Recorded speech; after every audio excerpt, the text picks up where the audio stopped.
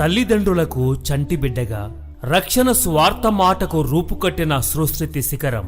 అయితే అతనికి ఈ స్థానం అలవోకగా చిక్కలేదు.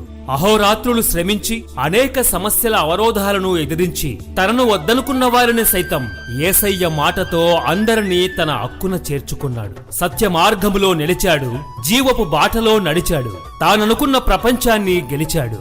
గత 25 సంవత్సరాలుగా వేలాది మందికి సత్యవాక్యం, జీవ మార్గం, పరిపూర్ణ ప్రయోగాత్మక టీవీ మరియు సువార్త కూడికల సందేశాలతో లక్షలాది మందికి మారు మనసులకు రక్షణ సువార్తను ప్రకటిస్తున్న మన ఓబుల్రెడ్డిపల్లె రూబేను గారు దైవ సేవకులు, వాక్య పరిచారకులు పులివెందుల.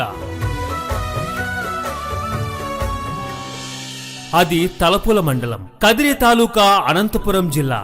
వ్యవసాయ కూలీగా మంచి ప్రార్థనా పరులుగా ఉన్న చిన్న కుటుంబంలో ఓబుల్రెడ్డిపల్లి దేవదాసు గారు మరియమ్మలకు 11 మంది సంతానంలో 5 మంది చనిపోగా మిగిలిన వారిలో 3 మగపిల్లలు, 3 ఆడపిల్లలు కలిగిన కుటుంబంలో 11వ సంతానంగా జన్మించారు.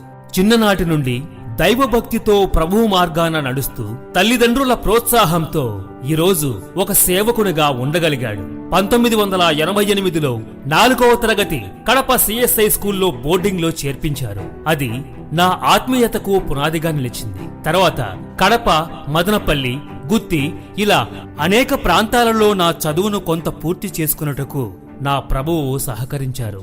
నా యవ్వన దశలో 1996లో గుత్తి నుండి నేను ఒక లీడర్షిప్ ట్రైనింగ్ కు విజయవాడకు బిషప్ అజరయ్య గారి స్కూల్కి వెళ్లాను. ఆధ్యాత్మికమైన సందేశాలను, యేసు ప్రభువులోని గొప్పతనం, నిఘంటువుల పుస్తకాల ద్వారా నా జీవితం అంతం వరకు నా తండ్రి అయిన యేసు ప్రభువుకు సేవ చేయాలనే గొప్ప సంకల్పం నాలో కలిగింది. ట్రైనింగ్ చివరి దశలో అందరి ముందు సేవలో మాట ఇచ్చాను. 1997వ సంవత్సరంలో ఒక ప్రైవేట్ కంపెనీలో వృత్తిరీత్యా హైదరాబాదుకు వెళ్లాను. కానీ అక్కడ ఉన్నంతకాలం నాలో ఏదో తెలియని వెలితి. కొంతకాలం అక్కడ పనిచేశాను. నా దేవుడికి దూరంగా ఉన్నానన్న బాధ నాలో వెలితిగా మిగిలిపోయేది. ఇంక సేవ చేయాలనే సంకల్పంతో 1998లో వేల్పులకు వచ్చేశాను. అదే సంవత్సరం పులివెందులకు వచ్చి ఒక ఆటో డ్రైవర్గా ఉంటూ జీవితాన్ని సాగిస్తూ ఓపెన్ డిగ్రీ చేస్తూ సిఎస్ఐ సంఘానికి క్రమం తప్పకుండా వెళ్లేవాడిని. మరికొంతకాలం తర్వాత సండే స్కూల్ చిన్నపిల్లలకు టీచర్గా వెళ్లేవాడిని. ఆత్మీయులతో కలిసి సువార్తలో పనిచేయుటకు చురుకుగా పాల్గొనేవాడిని. 1999వ సంవత్సరంలో మా పెదనాన్నగారైన ఓబుల్రెడ్డిపల్లె రాజయ్య గారు అప్పటికే పల్లెలో సేవ చేస్తూ ఉండేవారు ఒక సంస్థ తరఫున. ఆయన నన్ను ఒకసారి కడప బైబిల్ తరగతులకు ఆహ్వానించారు. అక్కడ నాలో ఉన్న ఉత్సాహాన్ని గమనించి దైవ సేవకులు జమ్మలమడుగు వాస్తవ్యులు బాలసుందరం గారు, అబ్షలం గారు నన్ను సేవ చేయాలని ప్రోత్సహించారు. కర్నూలు బైబిల్ కాలేజీకి బైబిల్ తరగతులకు తీసుకెళ్లడం, నన్ను బలపరచడం, ప్రోత్సహించడం ప్రారంభించారు. అప్పటి పులివెందుల సిఎస్ఐ పాస్టర్ గారైన థియోఫిలాస్ బాబు గారు నన్ను ప్రోత్సహించి స్థానిక సంఘంలో వాక్య పరిచర్యలో వాడుకున్నారు. 2000 సంవత్సరంలో ఏప్రిల్ 12వ తేదీన పరిపూర్ణంగా సేవ చేయడానికి సమర్పించుకున్నాను. పగలు ఆటో తోలడం, రాత్రి అదే ఆటోలో ఏదో ఒక పల్లెకు సువార్తకు వెళ్లడం విధిగా మారింది. ఒక్కరోజు కూడా సువార్త ప్రకటించక ఉండలేకపోయాను. 2001వ సంవత్సరంలో వివాహ ప్రయత్నాలు ప్రారంభమైనవి. సేవలో ఒంటరితనం మంచిది కాదని నా కన్న తల్లిదండ్రుల కన్నా నా ఆత్మీయ తండ్రులుగా బాలసుందరం గారు, అబ్షలం గారు కొన్ని సంబంధాలు చూస్తుండగా దేవుడు నా కొరకై సిద్ధపరిచిన భాగస్వామిగా నా చిన్ననాటి ఉపాధ్యాయులైన వైఎస్ సుమిత్ర, వైఎస్ సుగుణాలీల వారికి చివరి సంతానమైన పరిమిళ గారిని 2002వ సంవత్సరం ఆగస్టు 12వ తేదీన వివాహం చేసుకున్నటకు ప్రభువు కృప చూపారు. దేవుడు ఓ రూబేన్, పరిమిళ గారులను దర్శించి 3 సంతానాన్ని కలిగించారు. తర్వాత కొంతకాలానికి ఆటో తోలడం మానేసి ఒక సంస్థ వారు ఇచ్చిన సైకిల్లో మేమిద్దరం కలిసి సువార్తకు వెళ్లడం ప్రారంభించాము. ఒక చిన్న బాడుగ ఇంట్లో ఆరాధన ప్రారంభించాము. అనేకమైన విమర్శలు ప్రారంభమైనవి. అప్పటిదాకా మిత్రులుగా సంఘాలకు ఆహ్వానించిన వారే మా సంఘాలకు రావద్దన్నారు. నా సహచరునిగా ఉన్న నా భార్య ఒక ప్రైవేట్ స్కూల్లో టీచర్గా వెళ్లేది. కుటుంబం గడవడం, బాడుగ కట్టుకోవడం చాలా కష్టమైన పరిస్థితి. 2003వ సంవత్సరంలో వైఎస్ ప్రకాష్ రెడ్డి గారి రాతినార గనుల్లో సూపర్వైజర్ గా చేరాను. 2005 వరకు ఉద్యోగం చేసుకుంటూ ఇంట్లో ఆరాధనను గడుపుతూ పల్లె పల్లెలకు వాడవాడలకు సువార్తలకు వెళుతూ ఇటు ఉద్యోగం అటు సేవలో కొనసాగడం చాలా కష్టమైన పరిస్థితి. పల్లెలో ఉన్న తల్లిదండ్రులు పనులు చేసుకుంటూ మా అవసరతలు తీర్చేవారు. 2005వ సంవత్సరంలో చుట్టూ ఉన్న పల్లెలలో సువార్త కూడికలను ప్రారంభించారు. 2005వ సంవత్సరంలో ఒకరు పులివెందులలో కట్టిన మందిరాన్ని మాకప్పజెప్పారు. 1 సంవత్సరం జరిగిన తర్వాత మేము ఆ సంఘాన్ని ఎక్కడ ఆక్రమించుకుంటామో అని మీరెక్కడైనా చూసుకోమని అన్నారు. ఎక్కడికి వెళ్లాలో తెలియని పరిస్థితులలో 2006వ సంవత్సరంలో పాలగిరి యోహానయ్య గారు పిలిచి, ఇప్పుడు మేమున్నటువంటి ఈ స్థలాన్ని, ఇది మా స్థలమే, ఇక్కడ మీరు సేవను ప్రారంభించుకోమని చెప్పగా చుట్టూ ఉన్న ప్రజలందరూ ఇక్కడ చర్చి కట్టకూడదని అనేకమైన సమస్యలు రేపెట్టారు. ప్రభువు నా వెంటనే ఉండి అద్భుతమైనటువంటి సహాయాన్ని చేశారు. 2007వ సంవత్సరంలో సొంత మందిరాన్ని బైబిల్ కాలేజ్ డైరెక్టర్ గారైన ఆర్డీకేబీ ఐజయ్య గారు, అప్పటి కాంగ్రెస్ యూత్ నాయకుడైనటువంటి వైఎస్ జగన్మోహన్ రెడ్డి గారి చేతుల మీదుగా మందిరాన్ని ప్రారంభించారు.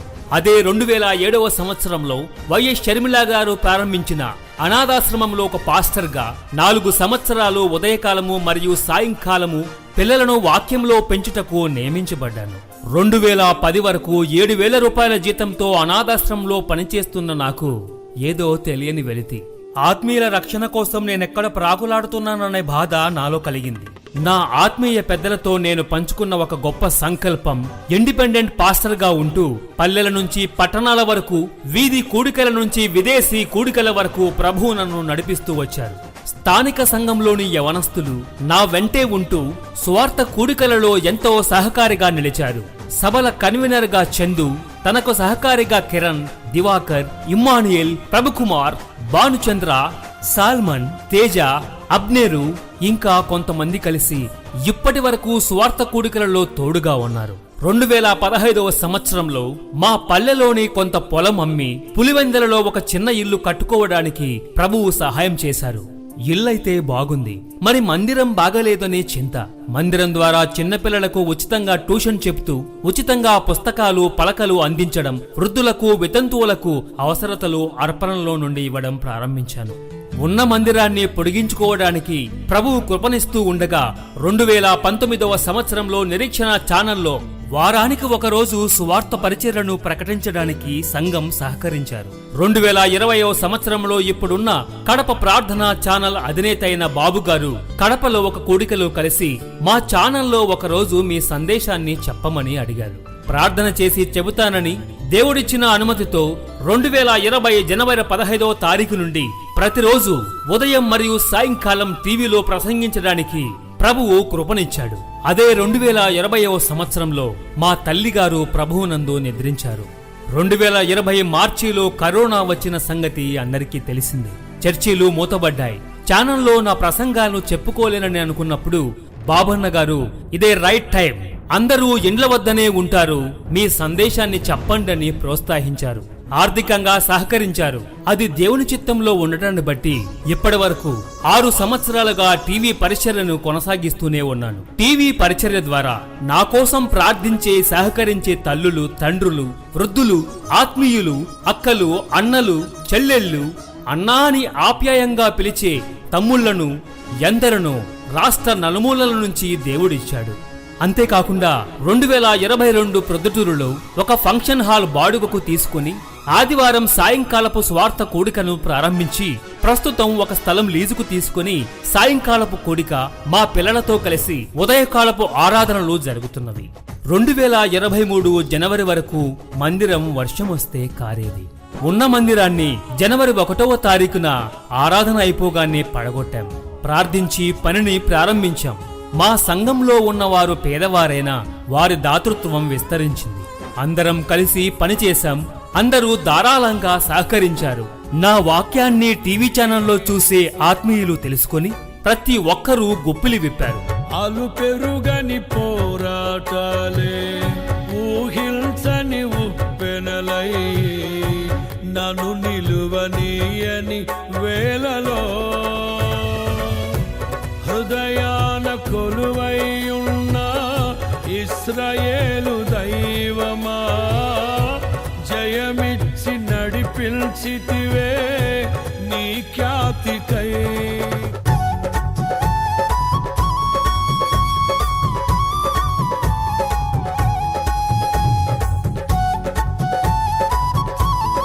అందుకే పనిని ప్రారంభించిన సంవత్సరంలోనే నిర్మాణాన్ని కూడా ముగించుకొని 2023 నవంబర్ 23వ తేదీన ఆత్మీయులు, దైవ సేవకులు, సంఘ బిడ్డలతో కలిసి గొప్ప మందిరాన్ని ప్రారంభించుకోగలిగాము.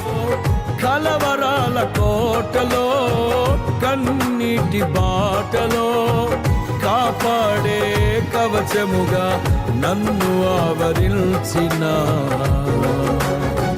దివ్య క్షేత్రమా, స్తోత్ర గీతమా, ఆనందం నీలోనే, ఆధారం నీవేగా, ఆశ్రయం నీలోనే నా యేసయ్యా స్తోత్రార్హుడా.